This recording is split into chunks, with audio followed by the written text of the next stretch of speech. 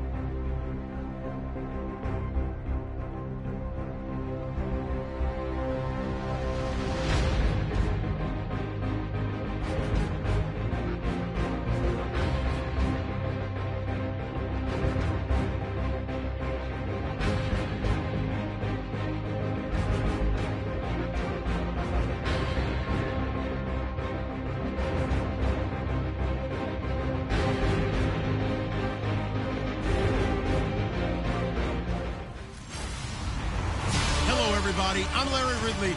Welcome to the NFL on EA Sports. It's hard to imagine this not being a fun game to watch. It's the Vikings going up against the Panthers. With that, let's hand it over to Brandon Godden and Charles Davis. They've got the call on this Week 3 matchup. All right, Larry, EA Sports coverage of the NFL finds us at Bank of America Stadium in Uptown Charlotte. Today, it's Week 3, and we've got a good one in store between the Minnesota Vikings and the Carolina Panthers. Alongside Charles Davis, I'm Brandon Gaudin. And Charles, we look at this Panther ball club as they interplay here. The winner's their last time out, so they'll be looking to make it 2 in a row. And that win is one to build on. And when you have a chance to make it a second win at home, it's something to explode with. Let's see how they come out of the gate. Meanwhile, for our visitors, the Vikings, they were losers their last time out. They're going to try to get back in the win column, but obviously they're going to have to do that in a hostile environment. And sometimes it actually works to your advantage. Now you've got to band together your team, the us against the world mentality. Let's see if they can use it and get a victory. So here's the Viking offense making their way out. And they'll be led out by their quarterback, the former Louisville Cardinal, Teddy Bridgewater. To me, the best part of Teddy Bridgewater's game is his decision-making. Very smart, loves to watch the game, loves to analyze it, and he does it so well, he takes care of the football and keeps his team in good spots. They come up in an offset eye. They go play action here on first down. Under a heavy rush, and down he goes. The 2015 All-Pro Thomas Davis in there to drop him with his first sack of 2016.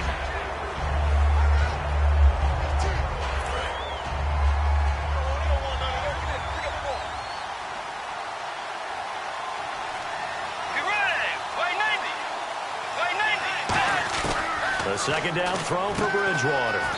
He's got it complete to Stephon Diggs. Give him 10 yards on the pickup, and that'll lead here to a third down. That was a nicely run slant route, and what the receiver's trying to do is make the defender think he's going upfield for a deeper route, and then breaks it off, usually after about 3 to 4 steps, and cuts towards the middle of the field. And now what he's trying to do is use his body to keep the defender away from the football and give the quarterback a really nice target. An early tough test on the opening drive. This is 3rd and 8. And the Panthers bring in their nickel set as they try to defend here on 3rd down. 5 defensive backs. Now the first carry for Adrian Peterson. Just a 2-yard pickup, and that should necessitate a call for the punt team here on 4th down. The best defensive linemen, they play with great leverage so they can get low and not get bowled over by offensive linemen. They have excellent hands. They can throw people off on a play. We just saw a great example of a really good run stop by a guy playing the defensive tackle position. So on 4th down, the Vikings will call on their punter, Jeff Locke, to kick it away. Back deep for the Panthers, Ted Ginn. And the kick's away as he angles this one for the sideline.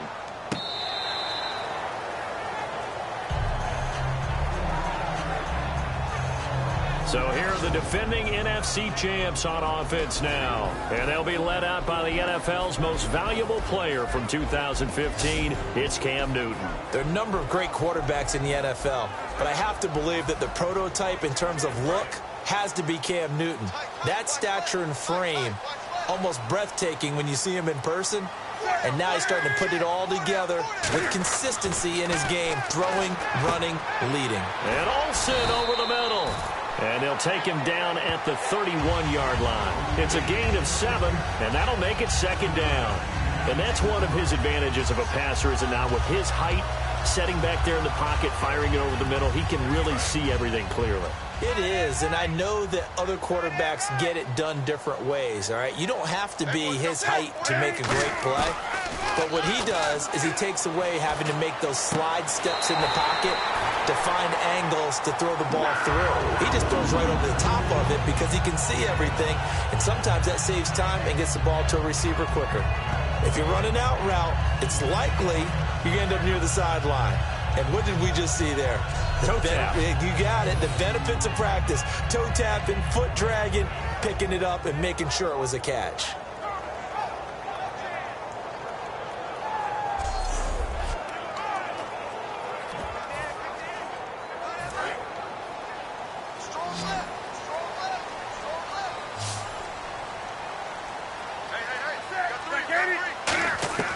On 1st and 10, Newton. And this one brought in by a man who missed all of last year, Kelvin Benjamin. They'll give him 8 on the play, and it'll make it second down. Well, clearly one of his advantages as a passer is his height, sit back in the pocket, fired over the middle. That makes things tougher defensively, doesn't it? It really does, because your goal is to move the quarterback off his initial spot when he gets his drop back completed. But when you have that type of height, he can stay in there if he's willing to take the hits and just fire over the top, which saves him time and actually completes a play a little bit quicker than it normally does for a quarterback who has to slide and find open space to throw. Well, we saw the practice film this week. They wanted to focus on these intermediate passing plays, and it paid off there. And they took that focus not just to the practice field, but in the film room to show the guys exactly what they wanted, what types of looks they should expect to get, and how they would beat those coverages each and every time, and it paid off on that play. And the inaugural carry here for Fozzie Whitaker. Call it no gain on the play, and it'll be second down. Kelvin Benjamin has to be a feature of this offense that's on your screen now. Definitely a #1 receiver, a huge target with some speed. It's almost like go-go gadget when he goes up to get the football. No matter how you defend him, he can go just a little bit higher. And on 2nd and 10 now.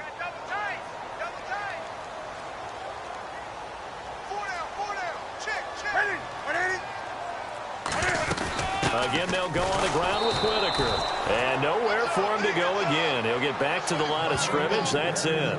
And they'll lose a yard that time, and that's going to lead to a 3rd down.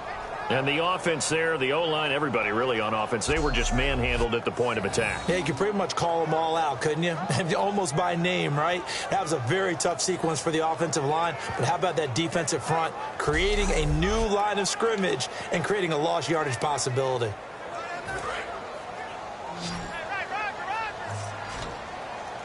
And the Vikings with an extra defender in the secondary on 3rd.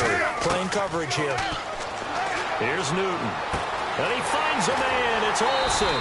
And he gets this one all the way down inside the 15. A pickup of 24 on the 3rd down conversion. Well, the advantage has certainly shifted to the defense as we began that 3rd down play, and they found a way to foil it and pick up a 1st down. 3rd time's a charm, right? 2 incompletions. Had to have it on 3rd, and they got it. Yeah, they stuck with it, weren't daunted at all, and picked it up. So after that big play, let's see if they can catch their defense maybe on their heels.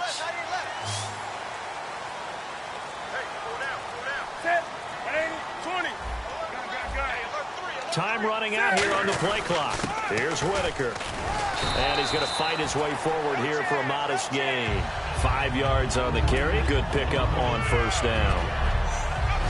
And a look at the Vikings defensive unit. Linval Joseph is in a hurry to get his name mentioned as one of the top defensive tackles in the game. I think he's accomplishing his goal.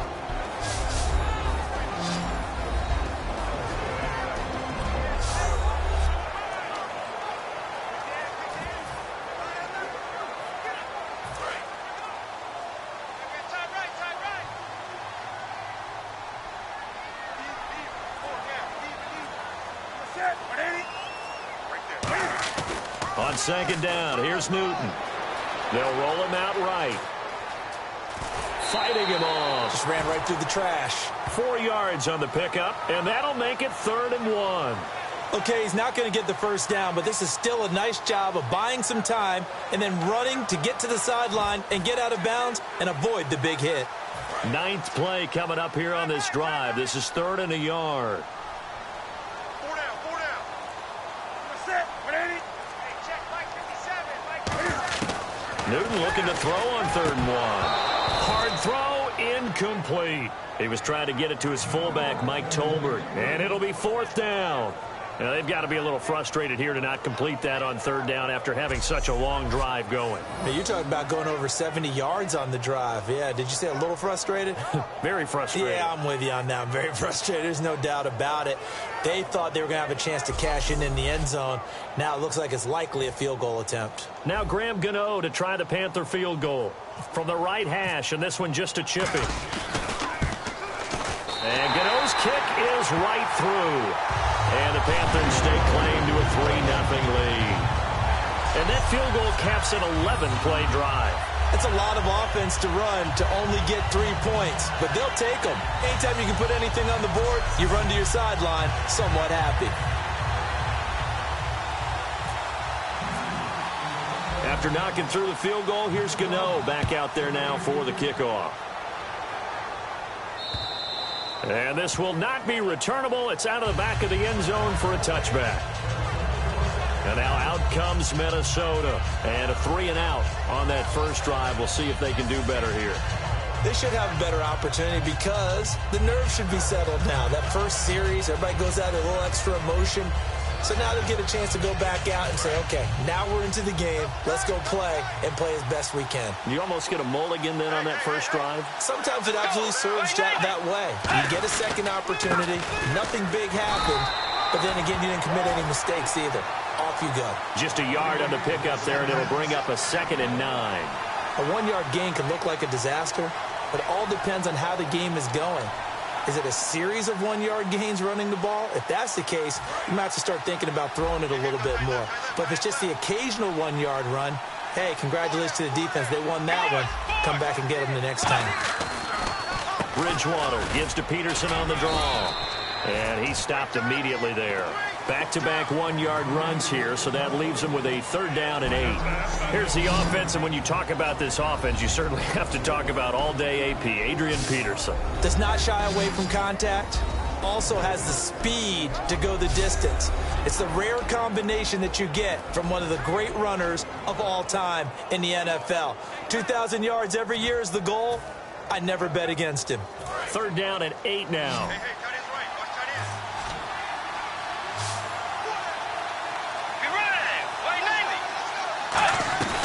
A play fake to Peterson. Now Bridgewater. And incomplete. The contact made the ball roam free and brings up 4th down. We know it's not an easy job to go out and catch passes when people are trying to tackle you and knock the ball away. But the bottom line is that's a pass he's got to have and a pass he should have caught.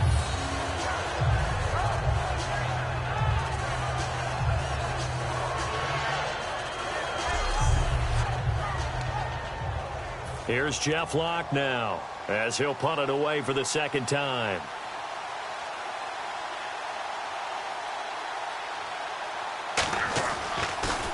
First kick, 47. This one looks good as well. Here's Ginn.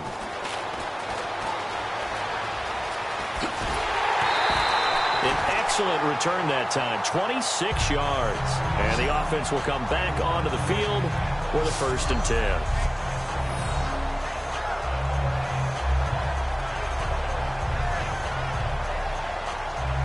Here are the Panthers now as their offense comes back out onto the field. And last time they got 3 points, but it was a chip shot field goal. And when you go to the sideline after a chip shot field goal, maybe the offense not too happy.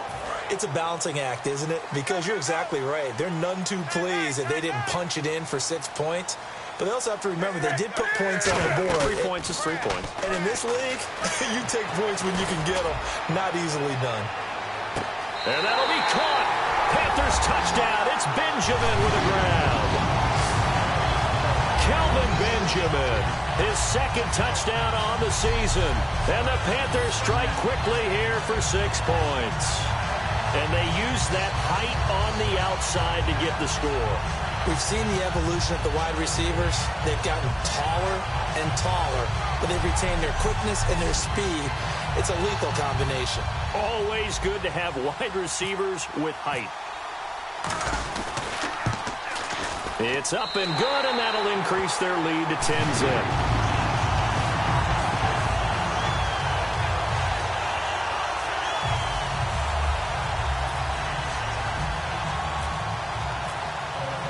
Gano now following the touchdown here to kick it away. And that'll carry over the back line of the end zone for a touchback.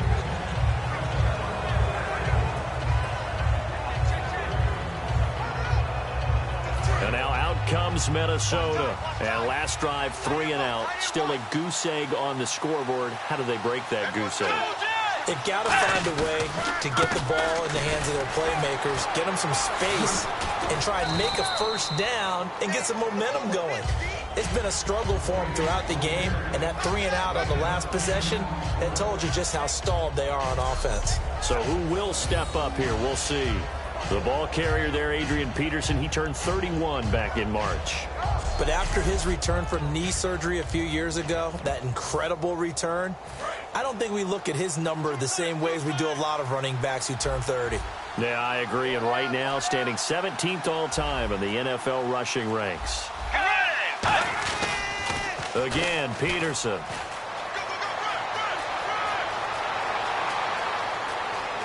Adrian Peterson. And he takes it down deep into enemy territory. It's a big run for AP. 61 yards on the ground. If you're an Adrian Peterson fan, that's the sign that you want to see right there on the other end. They got to learn to get him down, or this could be a long one. And it's also the sign that his team wanted to see. Him making that type of a run, having a force and an impact on the game that early, that really demoralizes the defense because they realize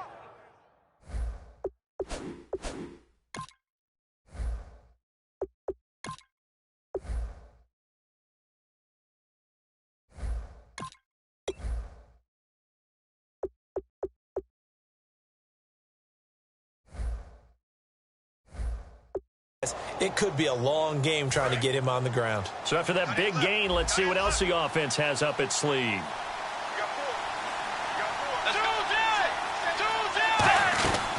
Now the Georgia Southern man, this is Jerick McKinnon. Give him 3 on the gain there, 2nd and goal. And the starting crew defensively for Carolina. K'Wan Short came out of Purdue as one of the top-rated defensive tackle prospects. Now he's one of the top-rated NFL players.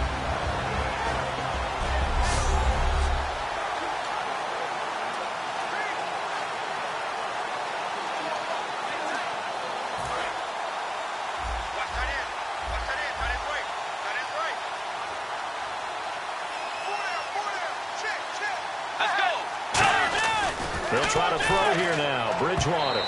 Floating one, incomplete. Stephon Diggs, his intended receiver. And that'll make it 3rd and goal.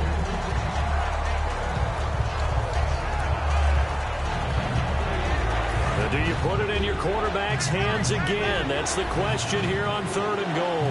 Defense may be thinking pass. They come out in the nickel on 3rd and goal. They'll try to run with McKinnon. And he will take this one into the end zone for a Viking touchdown. Jerick McKinnon, his first touchdown here of the new campaign. And the Vikings are able to make this a close game again. But they decided to run it in and got it done on 3rd and goal. A lot of times that's a passing play. And the kicker just has to come out for the PAT. He can breathe a sigh of relief as well, right? Although I don't know if he's really breathing a sigh of relief. I think he likes to put 3 points on his ledger. Blair Walsh on to attempt the extra point.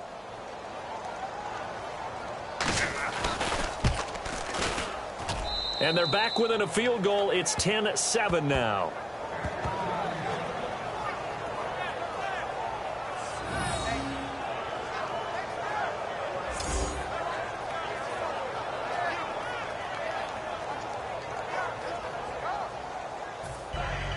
And so we have the touchdown. Now here's Blair Walsh to kick this one away. On the return, it's Ted Ginn Jr. Penalty marker is down here.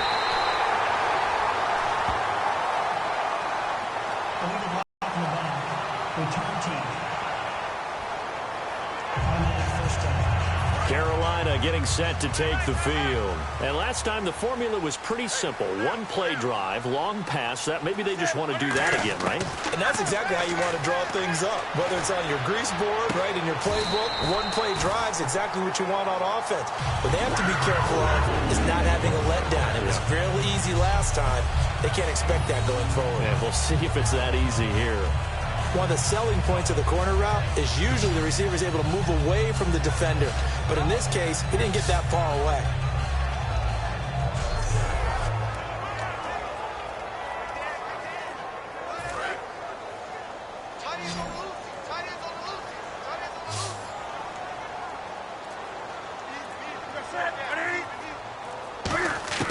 On first down, Newton. And it pops free. The collision there jarred the ball loose and brings up second down. On any passes in the middle of the field, anyone who's going after the football is going to be conscious that it's probably going to be contested and often physically. Sometimes that leads to drops.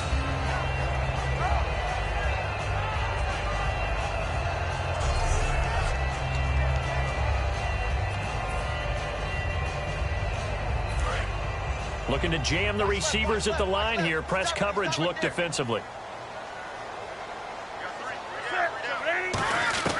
On 2nd and 10, Newton. 50 at the 45 in enemy territory. Partner, this is one of the best routes anyone can have in their offensive playbook. Tough to defend because you think it's a go route, and then he breaks it back on the comeback. There's one other thing you need as well. A well-thrown ball. Exactly right. Got a guy who has some precision in throwing the football because of the timing of the route. And the offense lining up 1st and 10.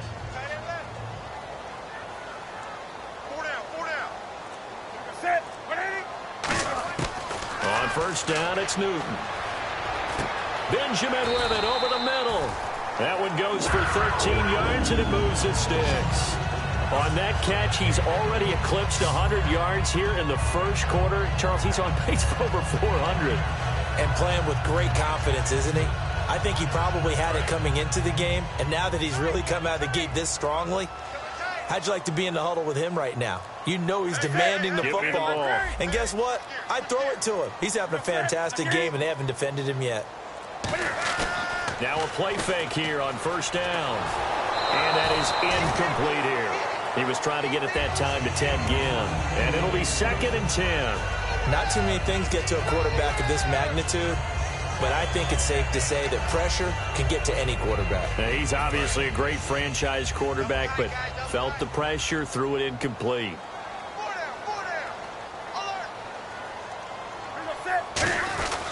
This is Whitaker. He'll get it to the 23-yard line. Pretty good running there, 9 yards. Sets up a 3rd and 1.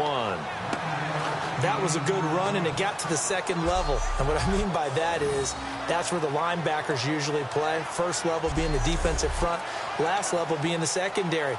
But the strong safety position ended up making the tackle. And oftentimes we call them a hybrid. Combination defensive back, combination linebacker. We saw the linebacker make the stop. And I see an extra defensive back on the field. Little surprise here on 3rd and 1. And he will have a first down at about the 21-yard line. They only get 2 there, but on 3rd and 1, that's all they needed to keep the drive going. 3rd and 1, partner. No need to be fancy there. Just use some force and move forward and pick up the first down.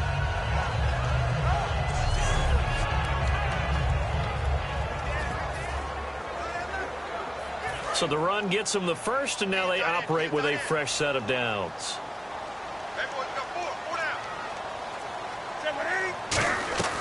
Newton on first down. And he slings one that's incomplete. That was a classic example of trying to run with the ball without securing the catch. He was thinking about those rack yards instead of making the catch first and then taking off. Back to the air, Newton on 2nd down. caught on the left side by Ginn.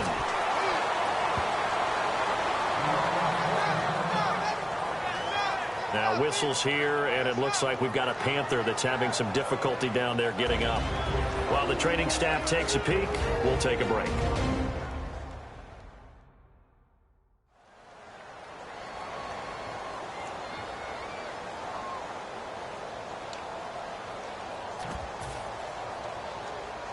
Ninth play coming up here on this drive. This is 3rd and a yard.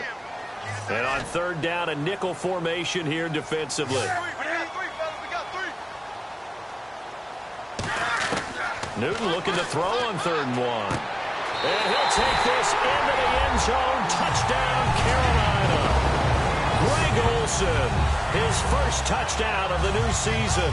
And the Panthers add on to their lead.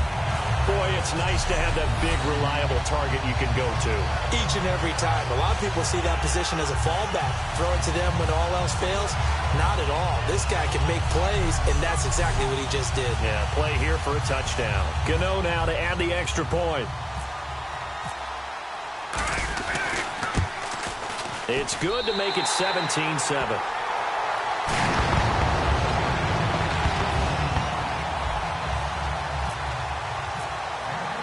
Gano now following the touchdown here to kick it away. And this will be a touchback as that sails over the end line.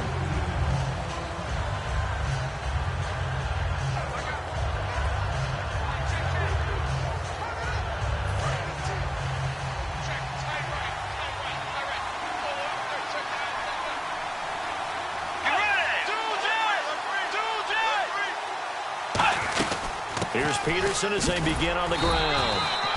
No gain on the play there, 2nd down. Offense still needing 10 yards, 2nd down.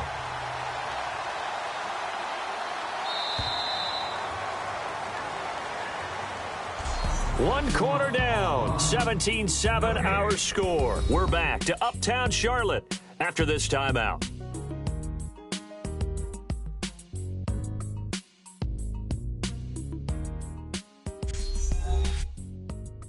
The NFL on EA Sports is brought to you by Head & Shoulders. Shoulders were made for greatness, not dandruff. Back now with Charles Davis. I'm Brandon Gaudin. 2nd quarter begins with the Vikings holding the football. They've got it 2nd and 10 to start things out.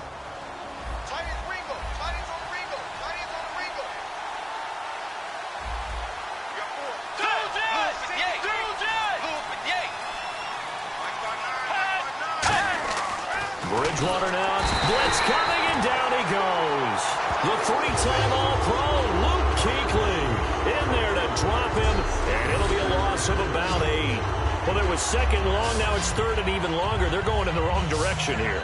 Because they're moving exactly the way they want to, but you're exactly right. Definitely going in the wrong direction for the offensive guys.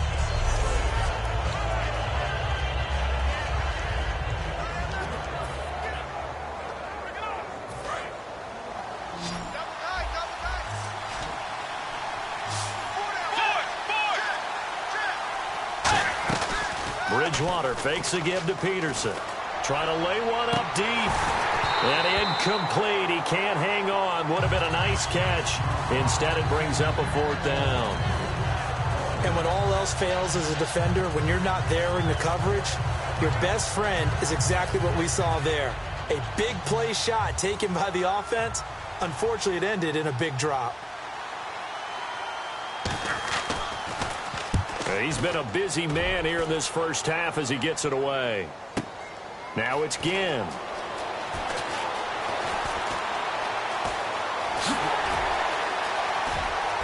Oh, he slipped right by him.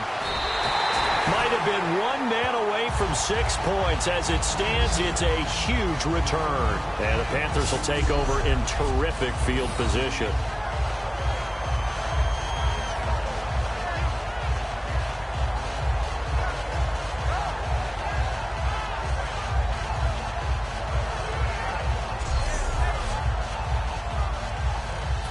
Carolina getting set to take the field. And that last drive, a long drive, but not just that. They had a great air attack going. Do they stick with that? I would think that they would, because if they were confident enough to do it on the last drive, starting backed up in their own territory, why would you change anything? They've got to be confident about what they're presenting and continue to do so. Yeah, because the secondary, they really look clueless. And that was amazing because that drive went and went, no adjustments, and no big plays by the defense to knock the ball away.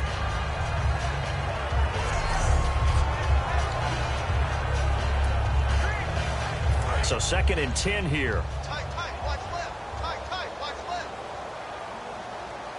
Hey, 4 down. 2nd and 10, Newton again. They'll try and set up the screen. It's complete. It goes as a loss of 6. And now 3rd down. And that screen there on 2nd down certainly didn't develop how they had hoped. Is that one they should have even tried, or is that one the quarterback sticks in his pocket? I think the latter. I like what you said there, because trying it is one thing. We can second guess just about every call. But in this case, when you realize it is broken down, just throw it at the feet of your intended receiver so that no one can pick it off, right? You don't have the ball tipped up in the air, and you come back and try and pick up the 1st down on 3rd down. That way you don't lose any yardage. He's going to air one out. And that one incomplete. Had some position but couldn't hold on, and it brings up 4th down. When teams take shots at the end zone, you've got to defend it the same way you would defend the 1st down sticks. You defend the goal line exactly the same way. They can't cross that. You play through the receivers, and on that play, that's exactly what they did and batted it away.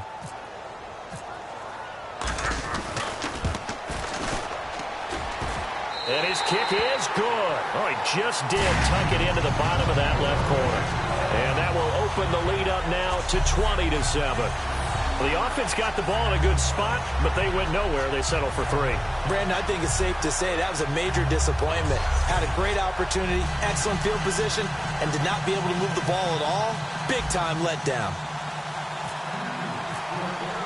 After knocking through the field goal, here's Gano back out there now for the kickoff. This is fielded a couple yards deep. And he'll get across the 20 before he's brought down at about the 23-yard line.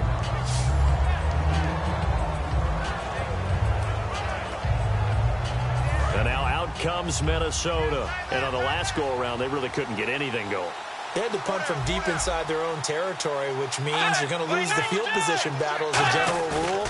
What they're looking for now is a little more consistency, move the ball at least a few times on offense, get a couple of 1st downs, and hopefully flip the field. Yeah, just something to build off of. That's what they're looking for here. And he is down deep into Carolina territory. The young connection hook up there. Bridgewater to Diggs.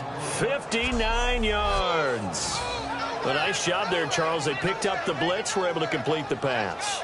That had the total feel of a quarterback in control.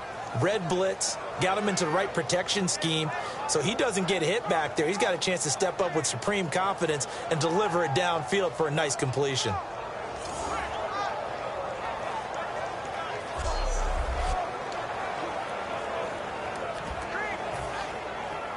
In the red zone this time.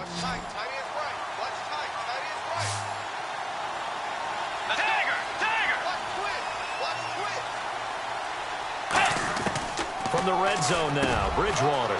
This will be caught just inside the 10. And he'll get into the end zone. Touchdown, Minnesota.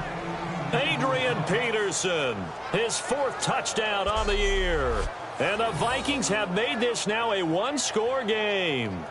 Getting your back involved, what's the importance there in the passing game? Well, oftentimes you can create mismatches because who's going to cover him? And you get him into space, which is where he likes to operate with the ball in his hands. Oftentimes makes people miss, gets that run after the catch, and off he goes. And into the end zone. And his kick is right through.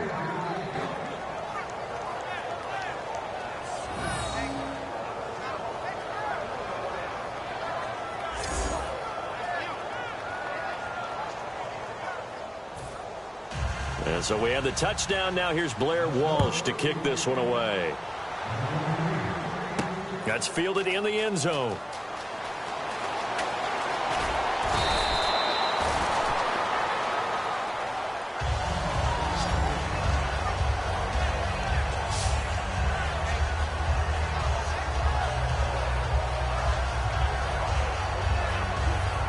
Carolina getting set to take the field.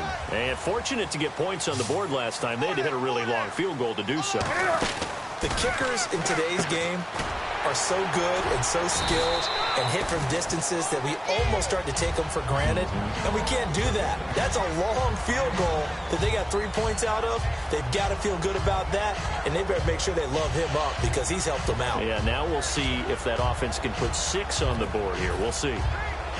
So they complete the pass, and now they face a second down.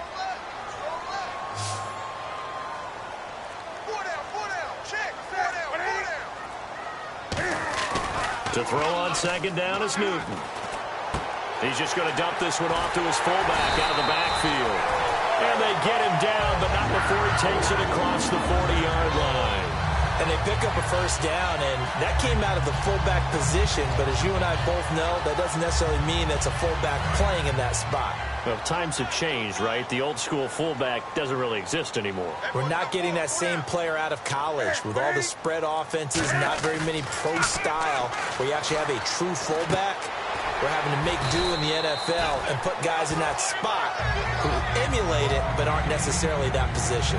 And with that completion, he's now north of 200 yards here in the first half. Boy, a tough start for the secondary defensively. It is, and it's got to put a dent in their confidence. And, you know, you always want to keep that up and feel like you can always bounce back after plays. But with the kind of numbers he's putting up here, it's starting to wear on them a little bit, I think. So they're looking at each other and trying to figure out what defense will work and how can they play better without getting beat deep for big passes. First down and 10 now for the offensive group.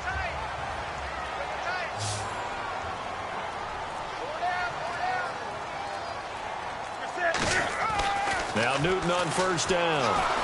The Vikings after him, and they get there for the sack.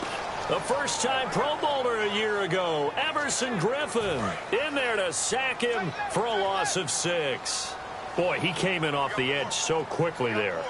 Look out, because that's exactly what it was being shouted by the offensive lineman to his quarterback because he had no chance to block him. He's going to air one out, and there's a flag on the field. Pass interference, defense. So pass interference on the defense. Charles, this is a penalty we see all the time. The offenses know what they're doing. They know how to create great matchups. And defenders, if you're not there in time, they will throw the flag.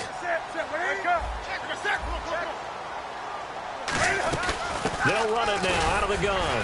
And he'll get this one down to about the 17. Give him 3 on first down. It'll set up a 2nd and 7. Tough day. Tough sledding right there, and it's been that way the entire game. Not a whole lot of room to ramble for him. Yeah, you're right. It's been that way all afternoon. Didn't get a whole lot better there. See if they stay on the ground for second down.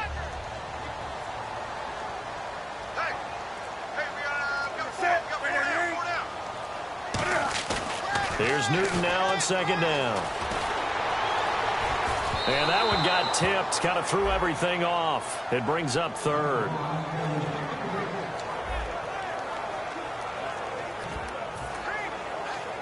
Here's play number 7 on the drive. This is 3rd and 7. So 3rd and 7 and an extra defensive back on the field here. Definitely want to play coverage here. Newton now to throw. He's going to find his running back. It's complete. A gain of 4 on the play, and that's going to make it 4th down. A short gain that doesn't get them the first down brings up a 4th down situation. Really nice job defensively. They knew where the sticks were. They got the stop before it.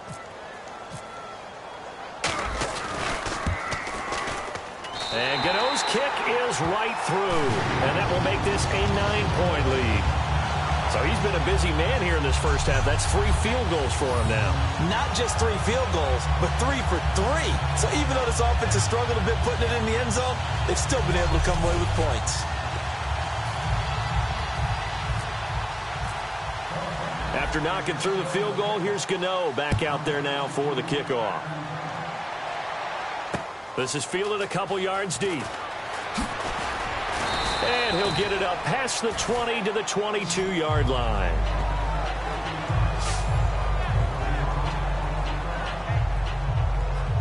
The Vikings offense now heading out to take over, and they're going to need another score. Got one last time, but still down here. When you're playing catch-up, every possession becomes crucial, doesn't it?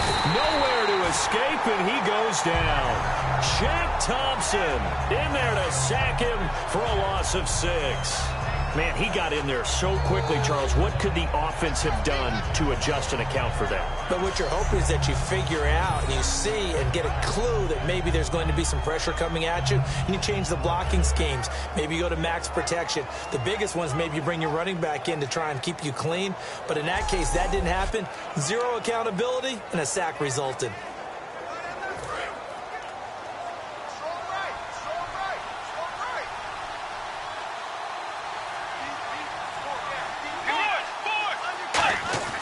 A second down throw for Bridgewater. He's going to flip that out to the flat. It's complete. And he'll be out of bounds at the 25-yard line. It's a 9-yard pickup on the play, and it'll be 3rd down. And just in general, Charles, on a play like that, how tough is it for the defense to account for a running back essentially being a receiver downfield? It's very difficult, especially if the running back has skills like a receiver, and you're aware of that before the game even begins. So throughout your practice sessions, you're going to want to be aware of him. Where is he lining up? What can he do? And now look at this. Big gain, but a fumble. But this will get out of bounds, so possession will stay the same.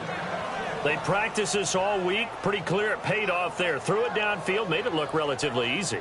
And it always comes a little bit easier when you've practiced it and tuned things up and you're confident in what you're doing now. They felt very, very good about their plan, and we saw the execution because the confidence of the players was there.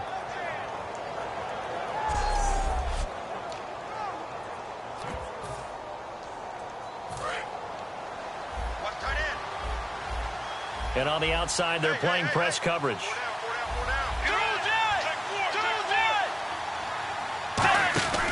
First down, here's a run with Peterson.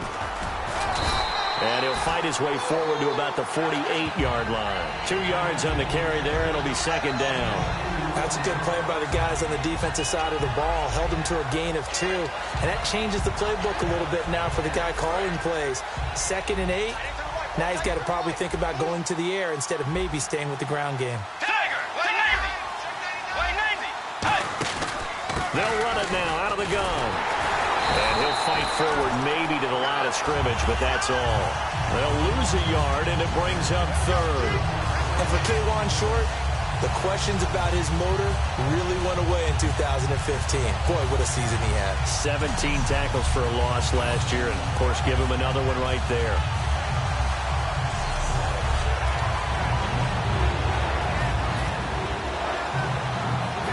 Yards to go. It's 3rd down.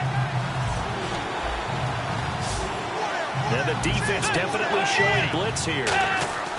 A play fake to Peterson. Now Bridgewater. And there's a flag on the play. Pass interference. Defense. So a pass interference here, and this is obviously a call we see all the time, but for the defender, it's becoming almost impossible to play defense in some of these situations. You're trying to play through the receiver to the football. If there's any contact at all before he gets there, those officials will throw the flag and call interference.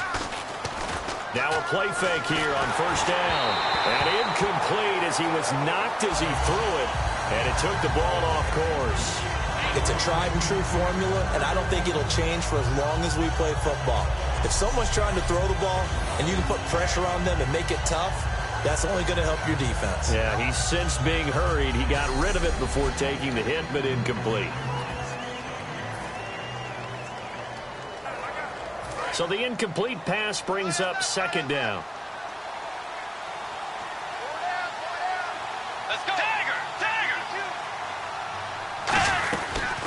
They'll run it now out of the gun.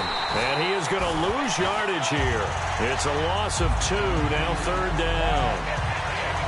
Well, good luck there as a ball carrier. You get handed that football, look up, oh, there's a big D tackle ready to swallow you whole for a loss. Yeah, you kind of count on your guys to give you at least a little bit of time, a little bit of space to try and maneuver, but not on that one. And when you have a defensive tackle who's that strong, that agile. He's a lot to deal with. Sometimes you have to double him, and sometimes you're not able to block him no matter who's trying. On third down, Bridgewater. And this is going to be incomplete. They were looking for Johnson that time. And that's going to bring up a fourth down. Now Blair Walsh on for a long field goal. He's hit from as far away as 56 in his young career. They'll spot it at the 47, so call it a 57-yard attempt. And this is good from 57 yards out. That was bombs away right there. So the scoring drive encompasses 9 plays, but the net gain, 3 points. And you're going to have drives like that in this league. Sometimes you just got to take the 3 and move on. Always better than nothing. Fielded about a yard deep. And he'll make it across the 20 as his guys will set up shop at the 23-yard line.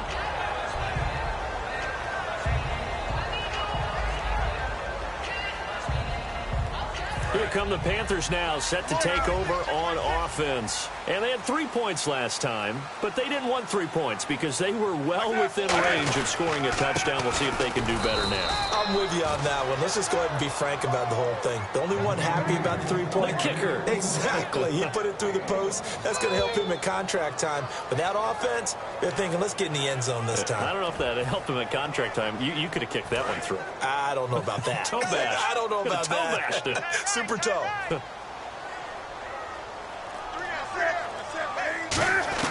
On second down, here's Newton. Over the middle here to Brown. And he's brought down. They give him 13 yards there on the play and a fresh set of downs. And now with that completion, he's north of 200 yards here in the first half. And he's going to break our statistician Marvin, isn't he? Because Marvin right now is just tallying it up. Hope his hand doesn't hurt too much doing this or keeps hitting the calculator, but my goodness, what a start he is off to. By the end of this game, he could have monster numbers. He just wants to continue to be accurate. It's brought in right side by Ginn. 6 yards on the pickup, and it'll be a second down. He decided to run a hitch route. It really helps to have a guy who can turn it loose, and boy, he rifled one in there on that one. Not much run after catch, but it worked really well.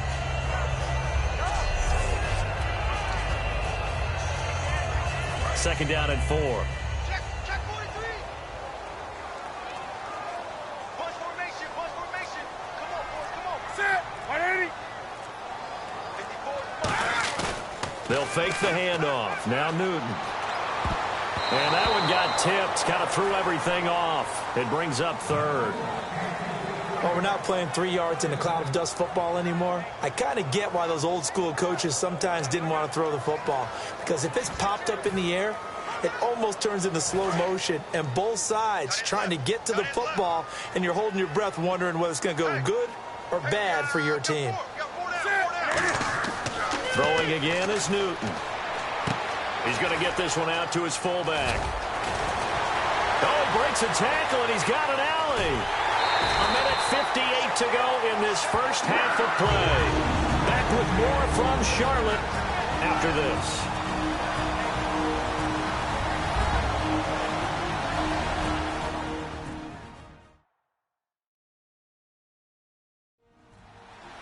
A reminder coming up here at halftime. We'll ship you off to Orlando. Larry Ridley will have first half highlights and analysis. LR, plenty to show in this one. Going to be a busy man at intermission. Hey, 4 down. Set. Tight dog. Look at it. From the red zone now, Newton. And incomplete. He dropped it in the end zone. They were looking to get it to Kelvin Benjamin there. And that'll make it second and 10. After all the preparation, all the practice, a play like that will absolutely break your heart. They had everything they wanted, just unable to complete it. In the end zone, a big-time drop.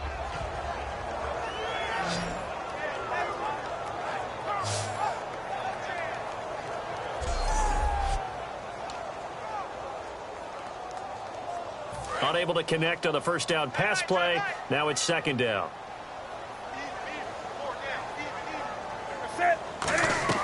Back to the air. Newton on second down. Now they go screen. It's complete. Call that a loss of 5 yards on the play. And they're going to face an uphill battle here on 3rd and long. Time to give a little credit here. That was an excellent read by the guys on the defensive side of the ball. Oh, you're crediting your defense. Got to credit them on that one because they tried to fool them, right? Tried to trick them, ran a screen, and they went to it and smothered it for a loss of yardage. So 3rd and 15 and an extra defensive back in the game now. Flooding the passing lanes. 3rd and long. It's Newton. And he fires one, but incomplete. Greg Olsen was the intended target. And that'll bring up 4th down. So out comes the field goal team once more. From the left hash, it's a 42-yard attempt.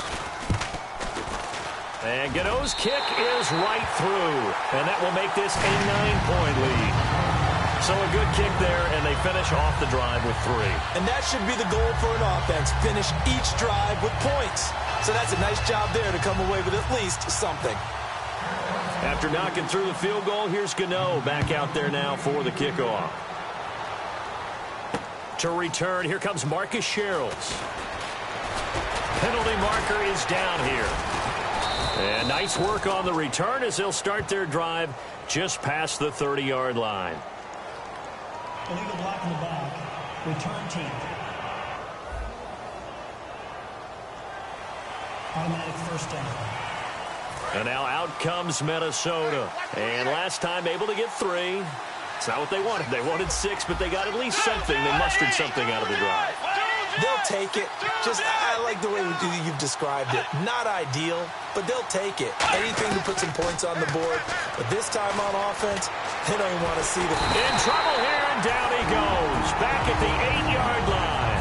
Cody Ely in there to bury him for a loss of 11.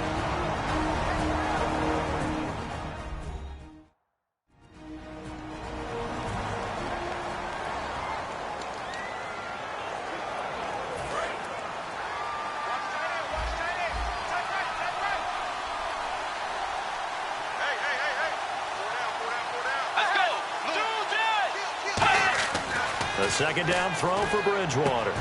He's going to flip one out here to his running back. And they'll bring him down here right around the 17-yard line. Now hold everything here. We're going to get a timeout by the offense. So that means they're down to 1 remaining here as we head toward halftime.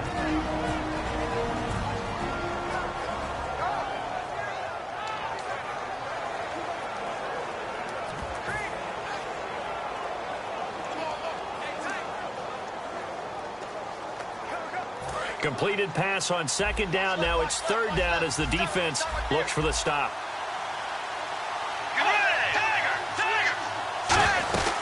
They'll run it now out of the gun.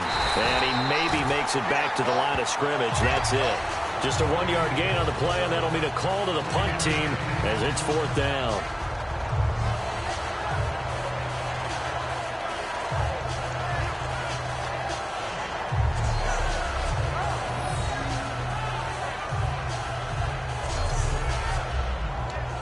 Here's Jeff Locke now. He's been terrific so far.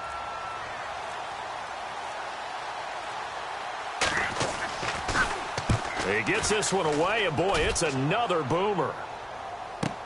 Pulled in at the 24. Nice job bringing that one back. 14 on the return. And there'll be time for maybe one final play before halftime. And they line up now for what will likely be the last play of the first half.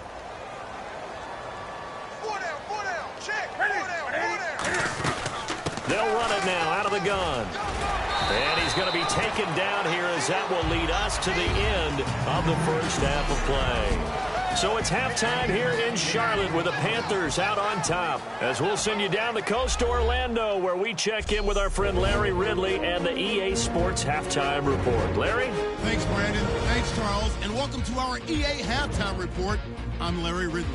The Panthers are looking good right now as they will just try to keep up the good work in the second half. The Vikings are coming off a bad game, and they haven't been able to get out of that funk here today. Here we go. Let's do this. Here's your first half highlights. Third down from inside the 10. This run stays up the middle here, and this 5-play drive goes for a touchdown, cutting the deficit to 3.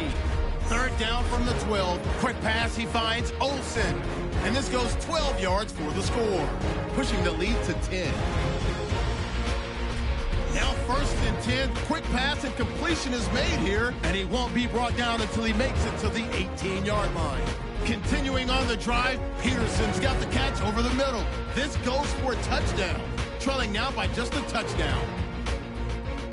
So that's a wrap for us. We'll head back now to Bank of America.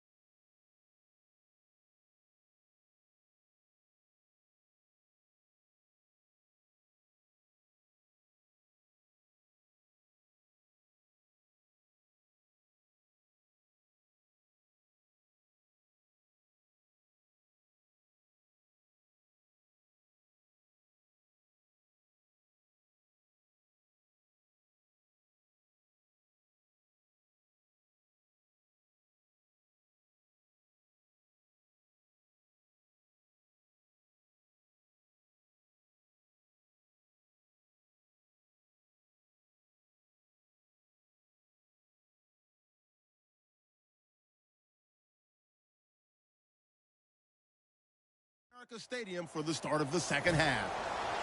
Both teams appear ready for the fight ahead, and we resume action here in quarter number 3. That'll be taken in the end zone. And no run back here. This will be a touchback, and it comes out to the 25-yard line. Marching back out there, ready for the next possession. Here comes the Vikings defense. They're going to need to do better than they did in that first half. I think anytime you give up 3 or more touchdowns in a half, you're not very happy. And maybe you take your scouting report or your game plan. In some cases, you may throw out parts of it. It's just not working for you. That's where the adjustments come in. Guys, that doesn't work. You fall back on things that you've used before that do, and you go out and you give it another shot. They're searching for the right formula. It's a 4-yard pickup, and it'll make it a second down.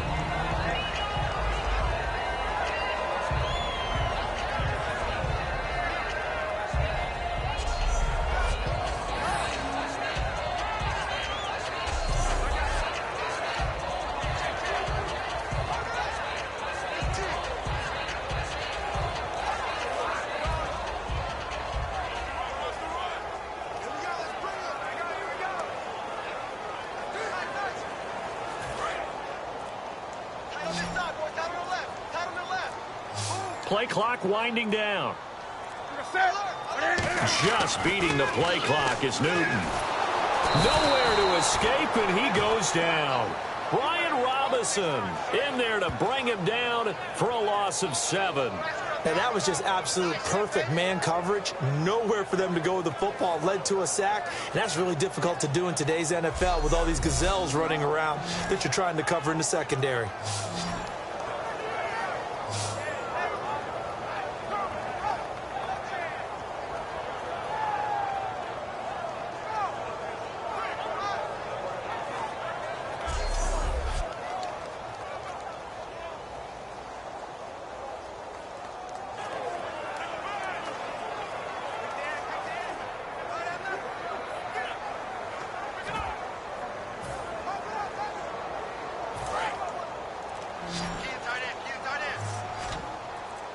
Yeah, they've got an extra defensive back out there now on 3rd and 13. Now it's Newton. And this one is incomplete. The intended receiver was Corey Brown. And it'll be 4th down. Well, he bounced up after taking a sack and took a shot downfield. I think a lot of us thought maybe he'd run draw in that situation. Instead, tried to get all back in one play. Yeah, 3rd and long. Thought he needed the deep pass. Couldn't connect it. Maybe he was hoping for a penalty downfield to give him the yardage they needed. Here's Andy Lee now as he's on to punt for the first time this afternoon.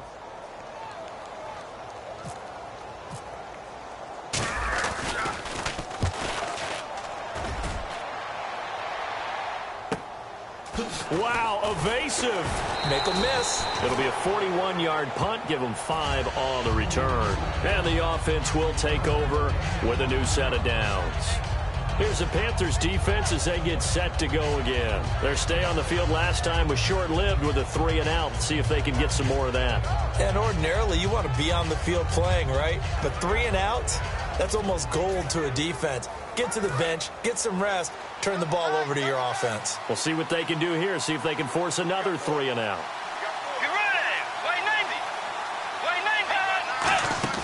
They go play action here on 1st down. And down he goes. The pressure getting to Bridgewater.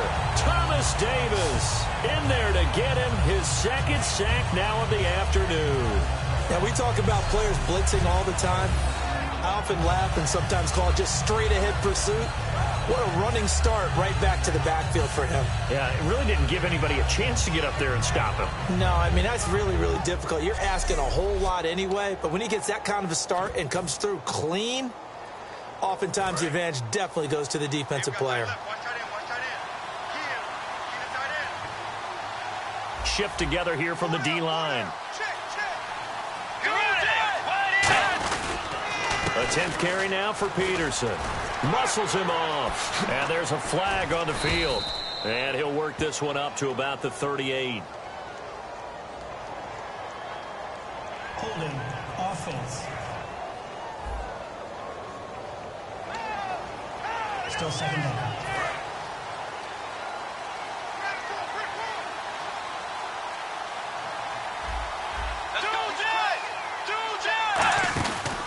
Following the penalty, it's Peterson. And he is met at the line of scrimmage, and he goes down right there. No gain on the play this time, and it'll be a 3rd and long situation coming up. So nothing there. I don't know that that's all in the back, though. You got to look at blocking there, don't you? I would agree with that totally. At some point, they have to win at the point of attack. Instead, it was the defense getting it done again and holding them to no gain.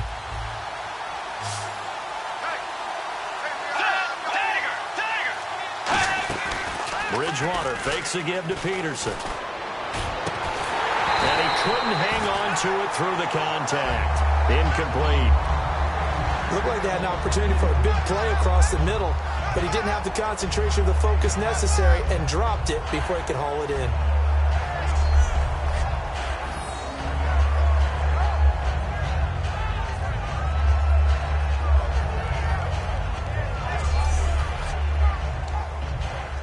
Here's Jeff Locke now as the drive goes backwards, so he's on to punt it away.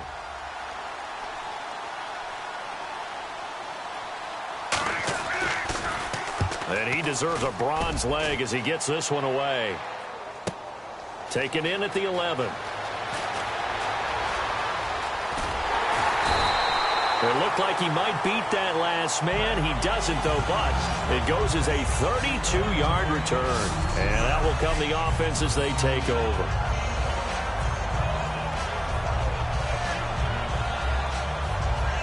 Carolina getting set to take the field. And they're coming off a 3-and-out, my friend. I think they've got to look at that play sheet and go to a spot that they haven't gone before. Time to shake things up a little bit to try and get this offense moving. Okay, so how do you do that? How do you shake things up? You look at what you've called before, realize it hasn't worked Go to so something well, else. and maybe you try and find one of those special plays from one of your better players, and maybe try and hit something big and get things going in the excitement area. Well, the numbers have been good in the passing game, and certainly a big reason why they have the lead. But now here, 3rd quarter, maybe go to the run game a little more? Yeah, perhaps. I mean, after that incompletion, a little credit to the defense for shutting them down on that play. Maybe you try and run the football a little bit more in this spot. But they have to feel good about how they've been throwing it overall. On the ground, Whitaker. And he's going to bull his way forward to the 48. It'll be a pickup of 5, and that leaves him with 5 more. 3rd and 5 now. And 3rd quarter here, you've got the lead. This is where that strong run game can really benefit you. Stayed in bounds there, kept the clock going. I like all the points you just made there. And if you throw the football and it's incomplete, now you've stopped the clock and you've helped out the guys on the other side of the ball. So keep it in the hands of those runners. Keep moving it. Keep grinding clock. I'm not sure we could spot any tendency here on this 3rd down. They could have run it or passed it. Either one was available. They chose to try and get it through the air, but they were unsuccessful. Here's Andy Lee now as he'll kick it away for the 2nd time.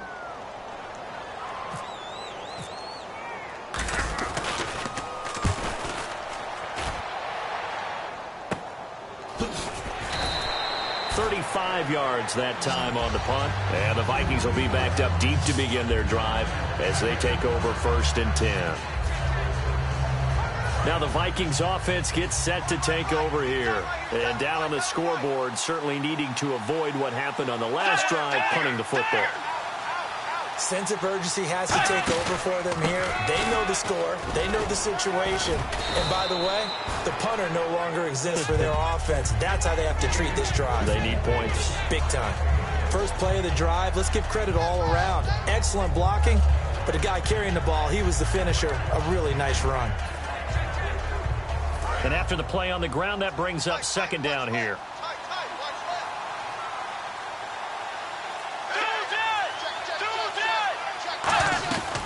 They run again with Peterson.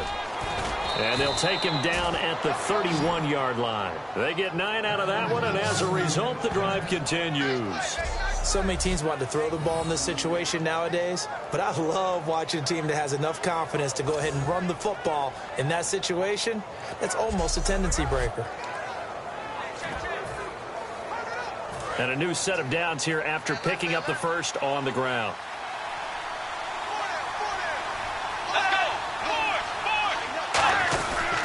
Bridgewater gives to his tailback, Peterson. 22 yards on the pickup there. And it'll be 1st down, Vikings. Boy, where would these guys be without his performance on the ground? That puts him over 100 yards now for the afternoon, and I tell you, he seems to be getting stronger as the day goes along.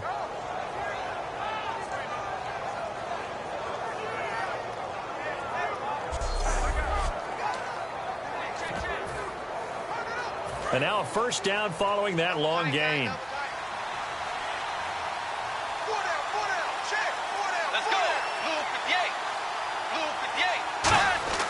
Bridgewater on first down. And that is incomplete. He was looking for Jarius Wright that time. And that'll make it 2nd and 10. It appears that the pressure is affecting him today. Normally, he knows exactly when to get rid of the football. But today, because he's been hit a few times, he's getting rid of it a little bit too quickly.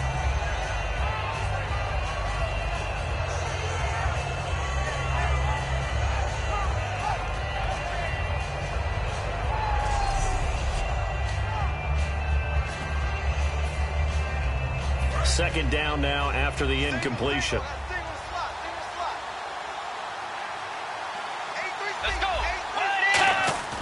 A second down throw for Bridgewater.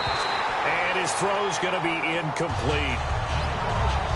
After watching him drop that slant, I can hear my old coach's voice ringing in my ears right now. You can't run with the ball until you catch it. Trying to get those rack yards before he secured it.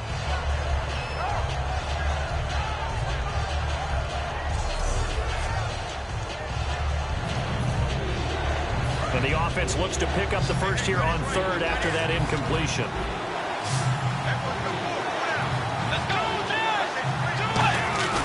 Bridgewater off the play fake to McKinnon. Looking deep downfield. Into double coverage, and it's intercepted. Picked off by Trey Boston. And a big turnover there as his guys will get the football back.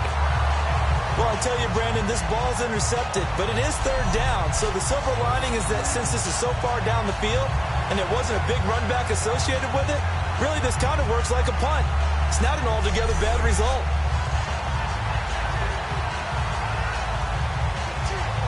And the Panthers coming out now. They've got the lead. Last time had to punt it, though. What's the key to this drive? I think it's leverage. Leverage. Big guys up front. You know the motivational speech on the sideline is, guys, give us an opportunity. Protect the passer, create space for our runners, and let's go ahead and get these guys. Low man wins. Let's go do it on this drive. We'll watch that leverage on this drive.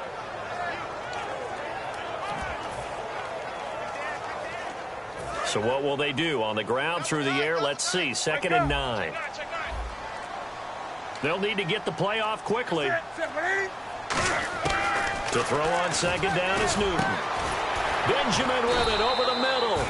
And they'll bring him down here right around the 17-yard line. It'll be a gain of 9, and that'll bring up a 3rd and 1. An ex-teammate used to tell me all the time, I hate experienced quarterbacks because no matter what, you really can't hide what you're doing. And I think that right there, he knew right away where the blitz was coming from, where his primary guy was going to be, and he ended up going to a secondary target for a nice game. I was just going to ask you, that wasn't the primary target. He's so good at that, isn't he? I think he knew right away that he wasn't going to get to his primary guy. I think he read that as soon as he got to the line of scrimmage, knew where the pressure was going to come from, and said, I know how to beat that, and that's what he did. Give them a lot of credit. They ended up running the ball on a key 3rd down situation. They were staring 3 and out in the face and found a way to flip the script and keep the ball moving on offense. So it'll be first down here after the run. The play clock's running down. Now a play fake here on first down. He couldn't quite hold it. Got hit. Ball pops out, incomplete.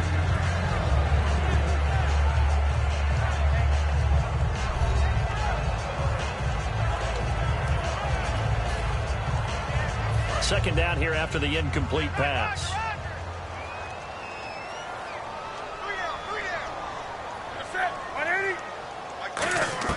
On 2nd and 10, Newton. Oh, the ball comes out on the hit, but they'll say it's incomplete. When defenses get to the quarterback that quickly, a lot of times it's called a jailbreak.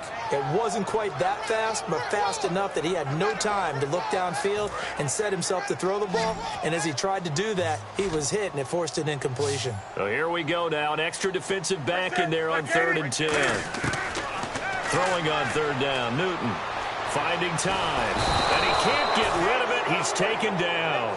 Call it a loss of 4 there on the sack. And speaking of the number 4, it brings up 4th down now. I remember when I was a kid and all I wanted was a nickel so I could get that soda down at the fountain. And guess what? The nickel came into play well. 5 defensive backs, they covered well, allowed for the sack. Sodas were a nickel when you were a kid? No, I just needed the extra nickel so I could pay the proper price. Okay, how much were they? A dime? What were they? 15 cents. Here's Andy Lee now as he's on to punt for Carolina.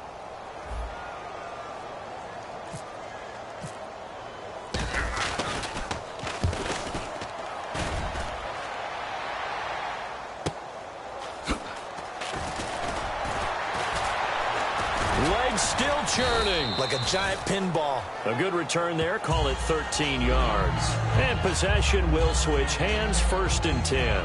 We get a look at the Panthers defense now. They've certainly got something to build off of. They had the interception last time out.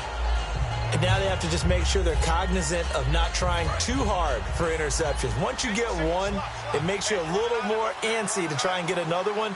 Now they got to be careful of double moves, different things like that against them. But they like the momentum that they've begun to build. We'll see if they can keep that momentum going. He gets it left side to Johnson. And they're able to get this one down to the 25. A good pickup there, 26 yards.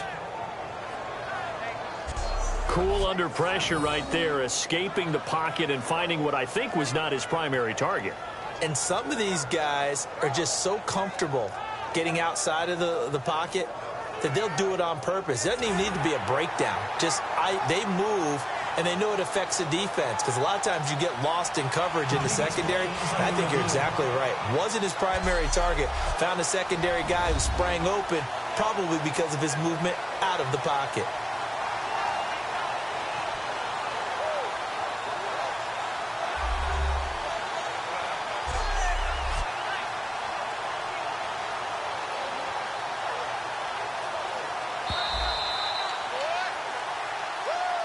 After review of the play, the ruling on the field stands. Well, he challenged the play. It did not pay off.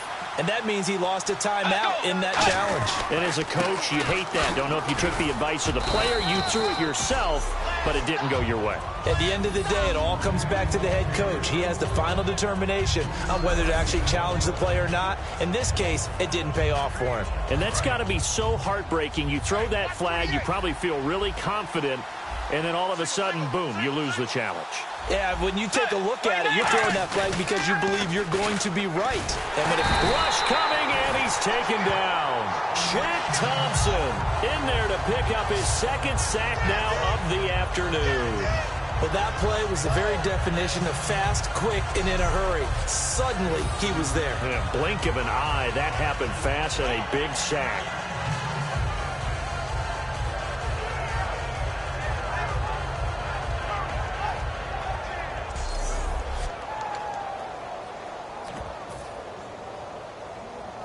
Big sack on 2nd down. Now the offense needs to convert here on 3rd.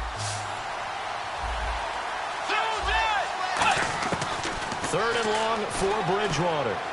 Incomplete. Right side to tight end Rudolph. Call it a 3-yard gain, and that's going to make it 4th down.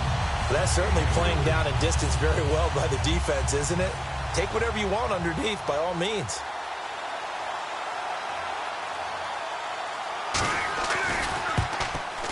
And this one is right down the middle. And high fives for that one as that drive ends in 3. So they recover the fumble but could not take advantage of the short field. They do get 3. And no one ever turns down 3 points going up on the board. But the offense will go to the sidelines wondering what if. While the defense on the other side, they'll celebrate holding them to just a field goal after giving up such bad field position. Getting set to go again here, Cam Newton marches back onto the field. And the passing game, I mean, look at the numbers. It's fallen off.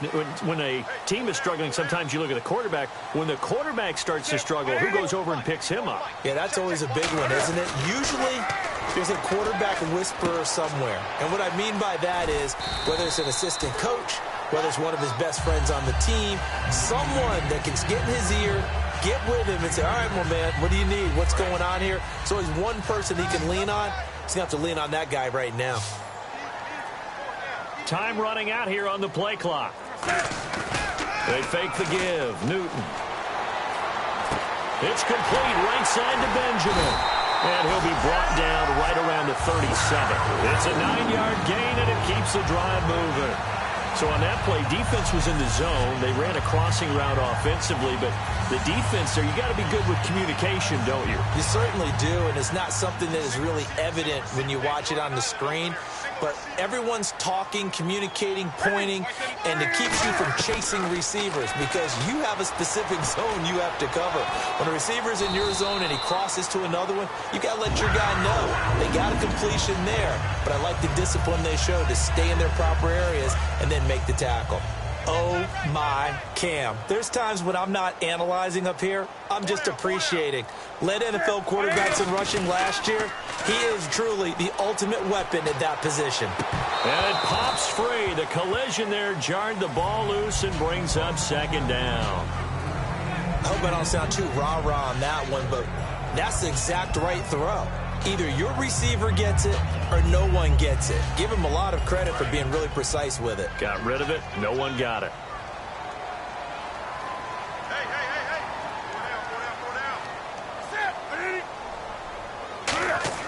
Back to the air. Newton under a heavy rush, and down he goes. Eric Kendricks in there to sack him for a loss of 6.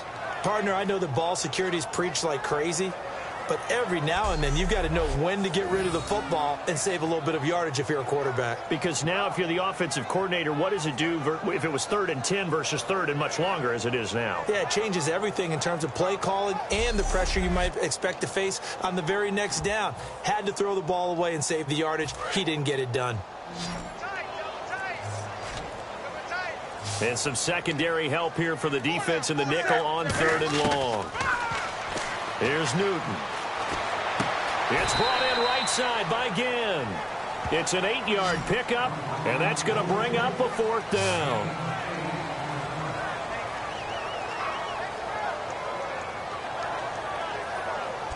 Three quarters in the books. We'll return with more after this. You're watching the NFL on EA Sports. And we're back now in Charlotte. It's the Panthers out in front and in control of the football as well as we begin quarter number 4. Here's Andy Lee now as he'll punt it away for the 4th time today.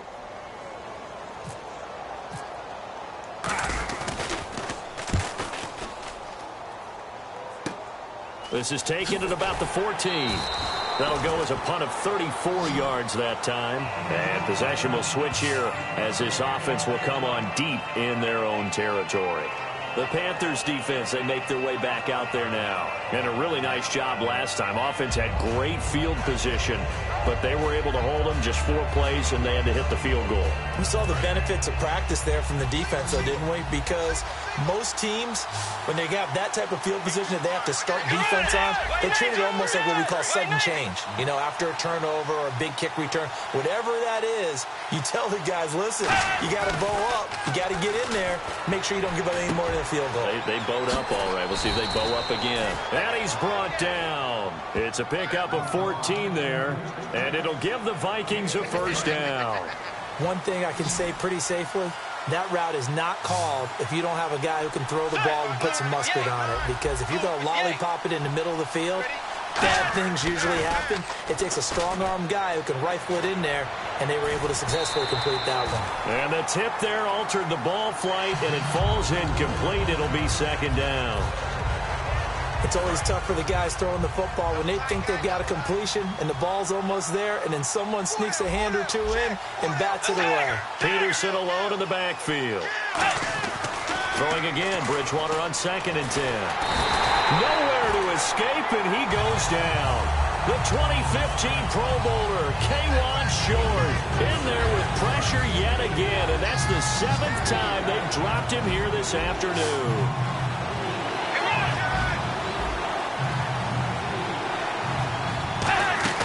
Bridgewater fakes a give to Peterson. Got a man, it's right. And he'll be taken down, but not before he gets into enemy territory. And when an offense is doing a nice job selling the play-action pass, a lot of responsibility shifts to the linebackers. They're the ones that have to determine run or pass and get to the proper places on the field. So after that big play, let's see if they can catch their defense maybe on their heels.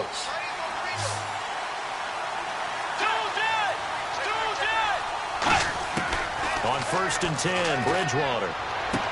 Finding his safety valve here. That's complete. And that one good for 16, and the drive will continue. Everyone's got to be able to catch the football. Doesn't matter what position you play, but if you're on offense, be aware a ball may come your way.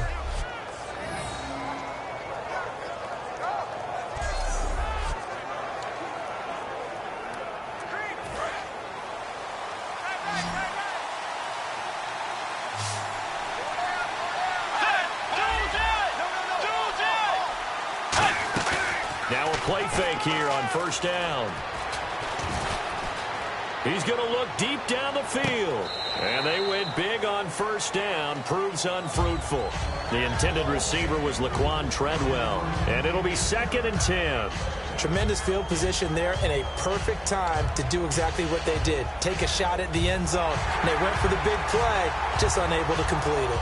And a pause in the action because the booth, they see something that they want to take another peek at to find out if this was a touchdown or not.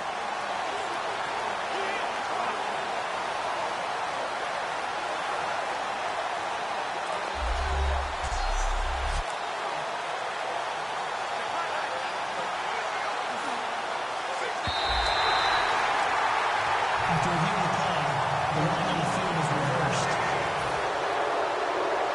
So they went to the booth to see if that was a touchdown, and they have decided it will not be a touchdown. 6 points off the board.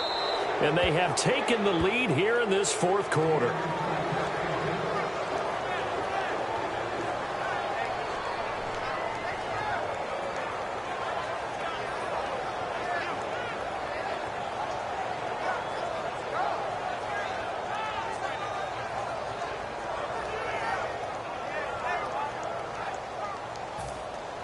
Now after the made field goal, Walsh back out to kick it away. Fozzie Whitaker now on the return. Solid return, pretty good field position. They'll start at the 32-yard line. A look at the running back, the man out of the backfield as he gears up to go again. After some early struggles running the ball, they've really picked it up. Early it just seemed like there were no holes there. Now all of a sudden the holes seem to be there. I don't know if that's just my imagination. And give them credit that they kept their confidence, because sometimes when you get stuffed big in the running game early, especially for an entire half, it really makes you retreat a little bit, but not this group. They always have the confidence that they just get their assignments down. And he can't find a receiver, and he's brought down. Eric Kendricks in there to get him his 2nd sack now of the afternoon. Now, how about that?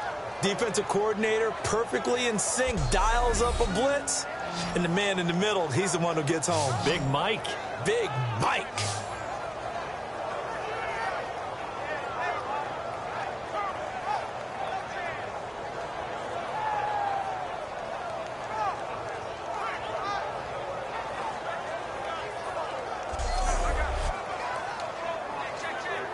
And the offense moving in the wrong direction here now as they face a 2nd and 12. Play clock winding down. To throw on 2nd down is Newton. He's going to leave this for his running back. It's complete. And he'll bring it up here to right at the 40-yard line. It'll be a pickup of 10 yards. And just like that, it's 3rd down. And with that last play, he's now up over that 300-yard mark. And in today's NFL, it almost feels routine. And I hate that when you talk about a 300-yard passing game.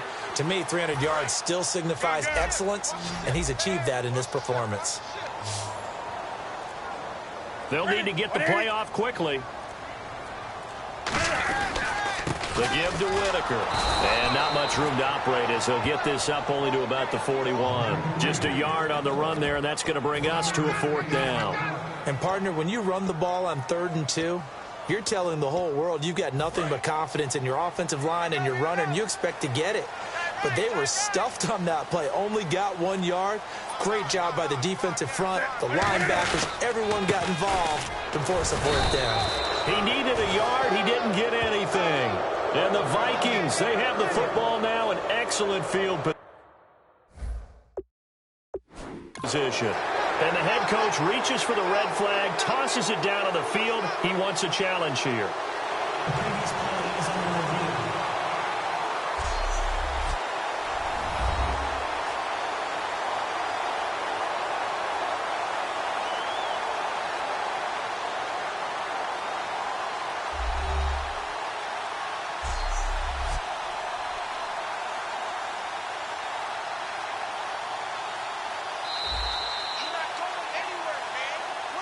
After review of the play, the ruling on the field stands. Well, he challenged the play. It did not pay off. And that means he lost a timeout in that challenge. And as a coach, you hate that. Don't know if you took the advice of the player. You threw. It's caught in the end zone. Touchdown, Minnesota. Stephon Diggs, his 2nd touchdown on the season. And the Vikings find a way to stretch their lead. So the first play of the drive, they strike through the air and score it. A lot of coaches like change of possession as a time to go ahead and strike, and that's what we saw there. Ball turned over, first play, right to the end zone. And with that, the lead is up to 8. And so we have the touchdown. Now here's Blair Walsh to kick this one away. This will be fielded at the 8. And it's a pretty good return here as he'll get it up to the 29-yard line. Getting set to go again, we get a peek at Kelvin Benjamin as he heads back out there now. And the stats on his game, they really tell the story. A strong start. I don't know that the defense has really changed a whole lot as opposed to maybe just sticking to that game plan and shutting him down now. I like where you're going with that because normally we talk about adjustments and drastic changes in a game plan in order to shut someone down. But in this case, maybe they're just sticking with what they worked on all week, and they're just making better plays. And so far, they've got to like what they've been doing in the second half. He's got his man on the crossing route. Give him 17 yards that time as that'll move the chains. We talk about mobility on quarterbacks all the time. Here's where it really pays off. Able to move, evade, and is accurate throwing on the run and picking up a first down.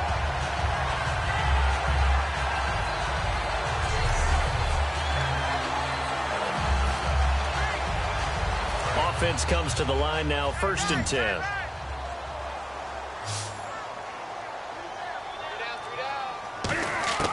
Now Newton on 1st down. And he's got his favorite target yet again. It's complete. It's a gain of 24 that time. And it'll be 1st down, Panthers.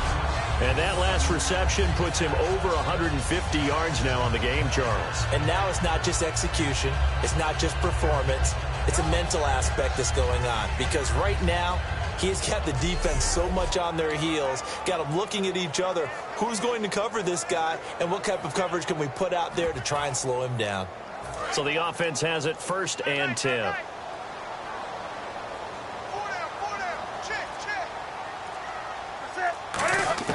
On 1st and 10, Newton. He's going to hit his man out of the backfield, complete. And he'll go down here right around the 23-yard line. 7 yards on the play, and it's a 2nd down. And at his size, he's a smaller back. You can get him to football. He can kind of get lost, make someone miss. It's good for him. Yeah, it's great for him. I like what you said there. Sometimes he gets lost in the traffic a little bit, but get him out in the open field into some space.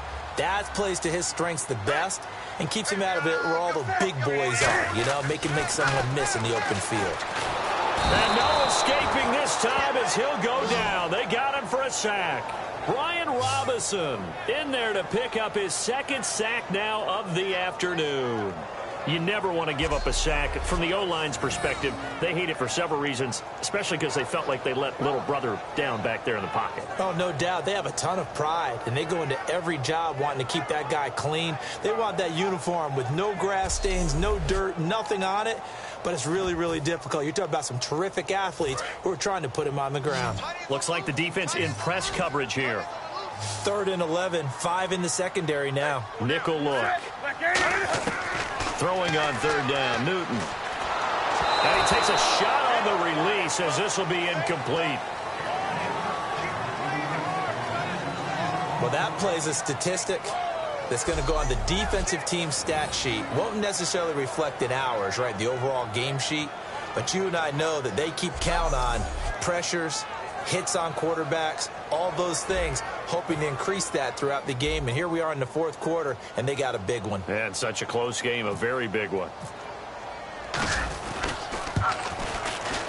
And his kick is absolutely perfect. And that'll get the lead down to 5. So yet another field goal to end a drive. That has been a very common theme. He's now hit 5 of them in this game. Yeah, Brandon, as an offense, you hate that you've had to call on your kicker so often, but you have to love the fact that time and time again, he's come through.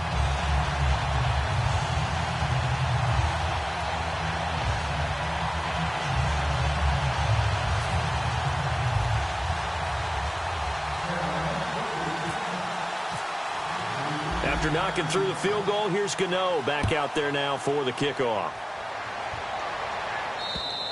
And they will not get a chance to return this one as it's through the end zone for a touchback. And now out comes Minnesota. And they'll just simply be looking to build off the confidence of the last time out where they scored a touchdown. That confidence is powerful, isn't it? When you've scored once, you feel like you can go back out there and get it done again. Doesn't matter what the defense throws at them. They feel like they're in a groove right now, and they want to get out there and show it. Yeah, hoping to stay in that groove here this go-around. They start the drive with Peterson. A gain of 3, 2nd down. The 4th quarter here, they've got the lead. They want to keep it on the ground. That's what they're doing. Smart football. Keep the clock grinding. Keep it going. But you got to figure now, they're going to see more people stacked up at the line of scrimmage as they try and bleed it out.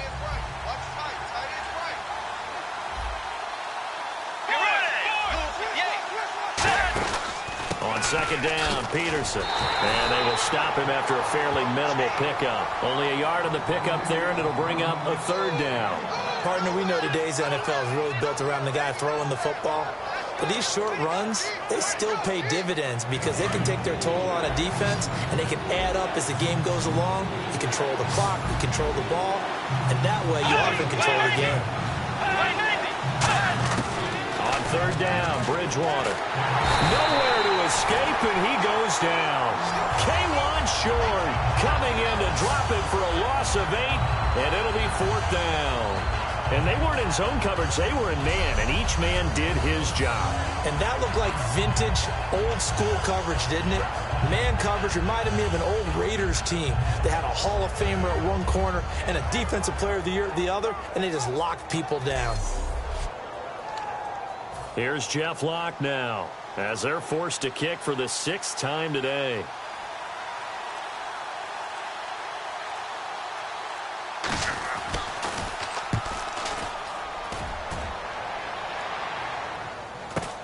Here's Ginn.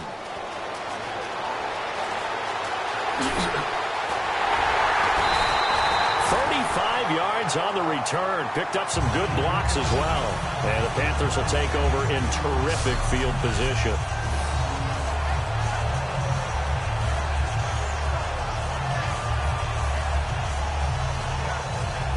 Carolina getting set to take the field. And after the field goal last time, we'll see what they can get here. At least they got points out of the last drive, Charles. I never met an offensive coach that didn't want to drive to end with a kick. Most of them wanted to end with a PAT, right?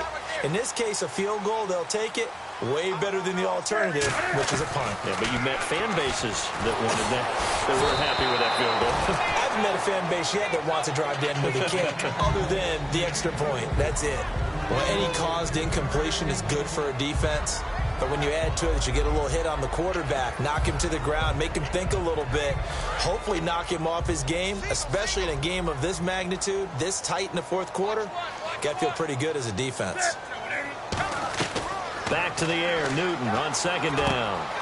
He'll hit Whitaker in the flat. And he's brought down. Give him 11 yards that time and a new set of downs. And this is why trying to cover the angle route is so difficult. Anyone playing the linebacker position, when they see a running back out of the backfield widen, because he heads towards the flat first, oftentimes you widen too much and overcommit. He cuts up inside, and this is what we saw there. A nice pickup for a first down. Fresh set of downs here.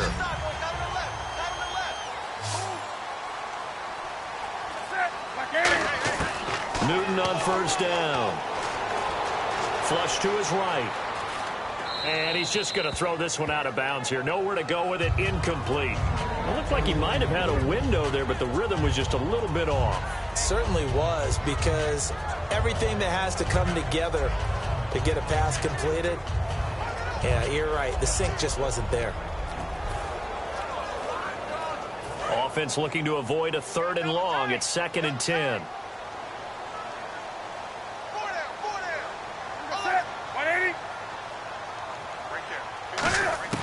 On 2nd and 10, Newton being chased out left. And they've got it inside the 10 at the 8. That one goes for 16 yards. It sets him up 1st and goal. So an instance there of Cam being Cam. We know he can use his legs. And with that big body, it's hard to get him down, even if you get a clear shot on him. Plus, he moves it a lot faster than what people think. And boy, does he have fun playing the game of football. And the defense with their backs against the wall a little bit here as the offense is in the red zone. From the gun, here's Newton. Forced out to his left. And the Panthers in for the score. And we certainly know that Cam Newton can do just that. He had 10 rushing touchdowns last year and a nice one there. And it wouldn't surprise me if one day that number got up to 20 if they so chose, because of his frame. One of the bigger, stronger players in the league, especially at his position. When he carries the ball and gets a full head of steam, you're dealing with a full-grown man.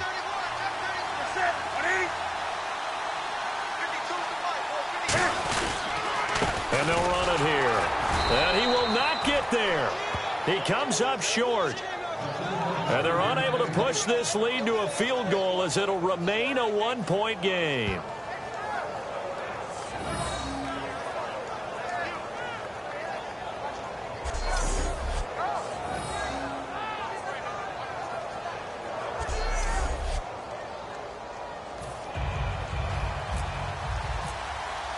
Gano now following the touchdown here to kick it away. And this will not be returnable. It's out of the back of the end zone for a touchback. And now out comes Minnesota. And a tight game after punting last time. See if they can get something going on this drive. As they head to the field now, with the game this close, you've got to feel there's a sense of urgency for them going on offense right now. But they have to do it without letting panic creep in and affect their play. First down, Bridgewater. He couldn't quite hold it. Got hit. Ball pops out. Incomplete. Now whistles here, and it looks like we've got a Panther that's having some difficulty down there getting up. Well, he gets attended to. We'll step aside.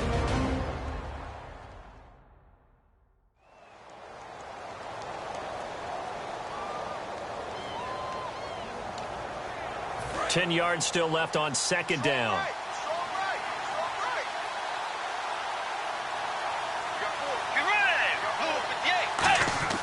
On second down, Bridgewater again. Wright's got it. And some room to roam now. And he's brought down after a good gain. A good pickup there, 26 yards.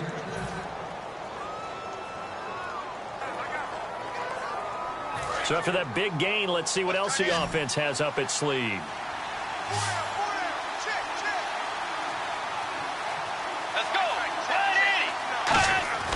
Bridgewater on first down. He's got time in the pocket. And the tip there altered the ball flight, and it falls incomplete. It'll be second down. So much of this game is about leverage. We always talk about low man wins in the trenches. Much like that in just about every position. And sometimes, if you lose that leverage and you're losing the battle, just jump up at the line of scrimmage and try and bat the ball away. And that's exactly what happened there. Possible run anticipation here as the D-line sandwiches together. He's got the connection over the middle to Diggs. Give him 9 on the play, and that is going to set up a 3rd and 1. Quarterbacks like throwing the slant route, but they have to be careful about ball placement. They have to put it in a spot that makes sure the receiver has his body in front of the defender. And they'll try to squeeze in one more play here before the 2-minute warning. Time for a break. We'll come back, see what transpires after this.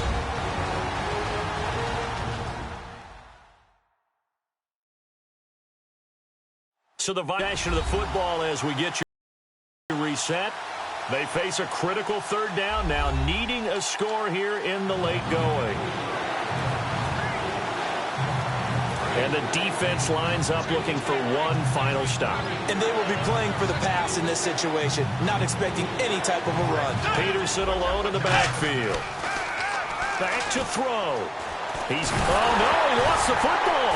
And the offense will get this one back. Boy, that could have been catastrophic at this late stage of the game, but they avoid disaster. They'll look to throw. And no, it's incomplete. They had to go for it with such little time remaining. And this defense is going to get the football back near midfield, right at the 48. Everyone gears up for 3rd down, talks about the importance of it. But 4th down, that's truly the moment of truth play, isn't it? Everything's dialed up a little bit more. And, it's such a momentum play, isn't it? Absolutely, because it can flip either way depending on who converts on 4th down. Carolina getting set to take the field. This remains a 1-point game. The defense did their job. Now the offense here late, they just need to kind of hold on, seal this victory. And the defense did it so well, didn't they? Didn't allow any points and got the ball back for their offense in order to close out this game. What a great feeling for both sides of the ball. It'll be a better feeling if the offense can just seal this thing. We'll see if they can do it. You trying to say the defense doesn't want to go back out there again? That's correct. Okay. They come out here in the eye. They'll give it to him right up the gut.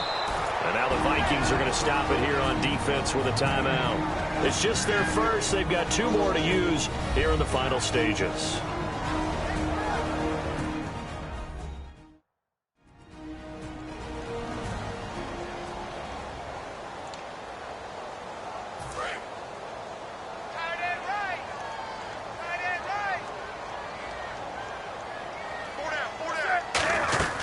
They'll run it now out of the gun. And they'll stop her. And another timeout called by the Vikings now. Give him 3 yards on the run there. That still leaves them with a difficult 3rd and 8 coming up.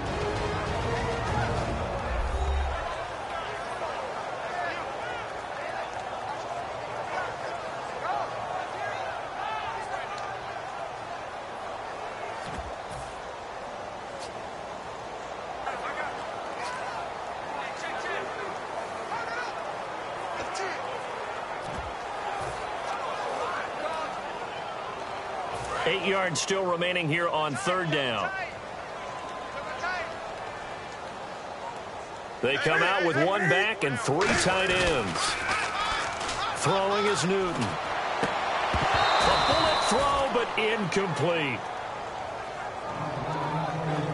Today's NFL, these big guys are featured receivers. They move them all over the place to try and find good matchups, and they had one. They were just unable to complete the pass.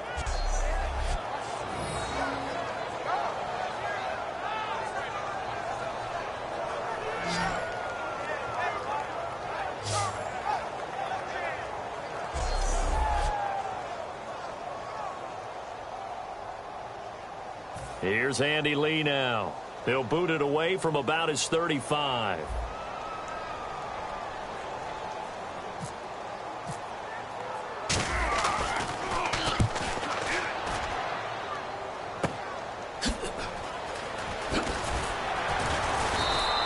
So possession goes over here on the punt. And it'll be Viking football here as they take possession. And now out comes Minnesota. They're only in need of a field goal, a decent amount of time on the clock. So tell me if I'm wrong. You don't have to be too panicked here. No, not at all. I agree with you. And this is where your preparation and your confidence comes into play. They've worked on these situations. Yeah, they practice this all the time. They practice it all the time. They know what they want to get done. And in a lot of cases, the great competitors, they love this situation. They think they can go ahead and get it done. They practiced it. We'll see if practice makes perfect. He'll look to throw. Oh, it's a screen pass. That's complete. A loss of a full 3 yards, and now it's second down. And they're going to speed things up here. He's back to throw. Out to the flat. That's complete to his running back. And they'll take him down at the 31-yard line. He'll wind up getting 11 on that one. And that's going to lead to a third down. Back to throw. Surveying the field. Now he's hit, and Bridgewater loses the football. One score down. Here we go. They're going to go for it here on fourth down.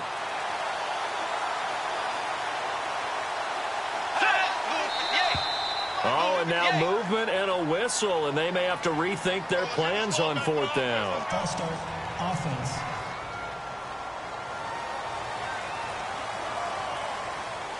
Still fourth down.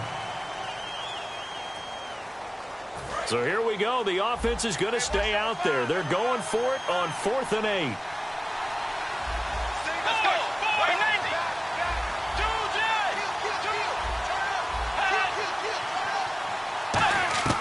Desperation time. 4th down. Bridgewater. And he's got his man in stride. Complete. He takes it across for the touchdown, and they've taken the lead late in the final minute of the 4th. Wow. Wow. So many practices we watched over time where the offense works on scoring late in the game and finding a way to win, as we just saw there. Just saw it right there. Now can they preserve that advantage that they just got?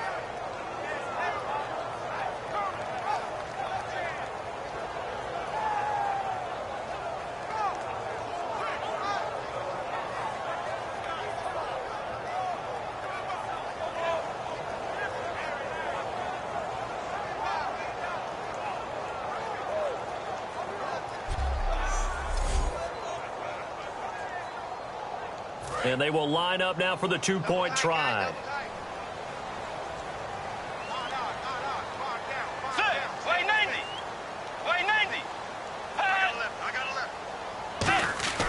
Bridgewater will try and throw. And he's got it. So the two-point conversion is good, and they add on to their fourth-quarter lead. So they go with a pass there on the two-point try and able to convert it, Charles. And a good job by the offense figuring out their two-point play and using it well. It's interesting how people are using the strategy nowadays, though, isn't it? It really is, and I don't know how much that particular play factored in, but with the PAT moving back in 15-16, that kind of changed things, didn't it? It's really a part of everyone's strategy now. When I talk with coaches and when we sit with them, they always talk about they actually have two-point periods in practice now, something they never really did before. This is fielded at the chalk of the 10. And good starting field position. He'll get this one all the way up to about the 35-yard line.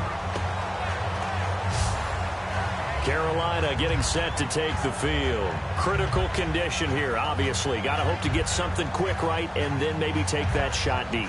And once they do take the big shot, you've got to worry on defense. Of course, no one getting behind the defense and make it an easy throw. But nowadays, it's not just the ball being tipped in the air and people in the end zone in a cluster. It's that guy that's short of the end zone who comes up and ends up making the play because he goes unguarded. So there's a lot to think about if you're playing defense in this situation. We'll see if they can cover all their bases. Now Newton. He'll hit Whitaker in the flat. And he'll be out of bounds up near midfield at the 49. It's a pickup of 15 and a fresh set of downs. They got exactly what they wanted there. Out route, catch, get out of bounds, stop the clock. And I have to criticize defense here because you know the situation. You want to keep them inbounds and have the clock run. So I'm sitting on the outside portion of the field and not letting them throw an out route. Throw anything inside and I'll make the tackle. An out route? That's not the way you're supposed to play it. Throwing for his running back, and he's got him complete.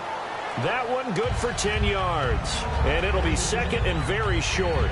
It didn't check off every box, but the most important one. Got the clock stopped, getting out of bounds. They may be a little short of the first down, but I thought that was the key.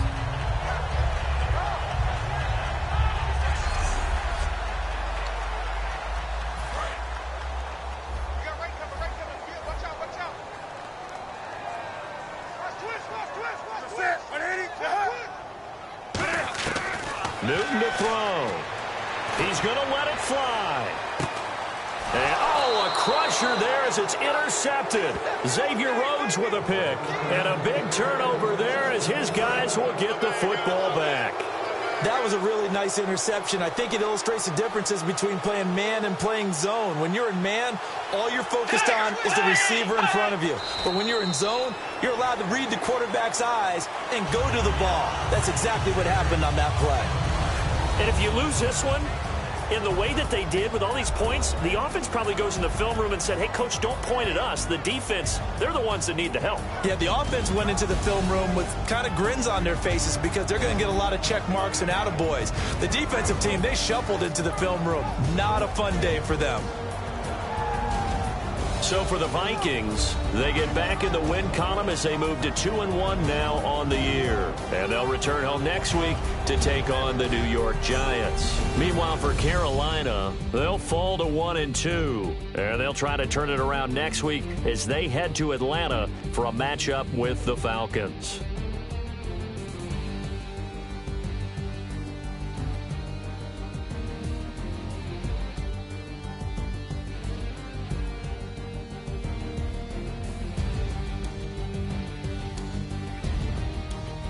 So that'll do it for us. For Charles Davis and all our crew, I'm Brandon Gaudin. You've been watching the NFL on EA Sports.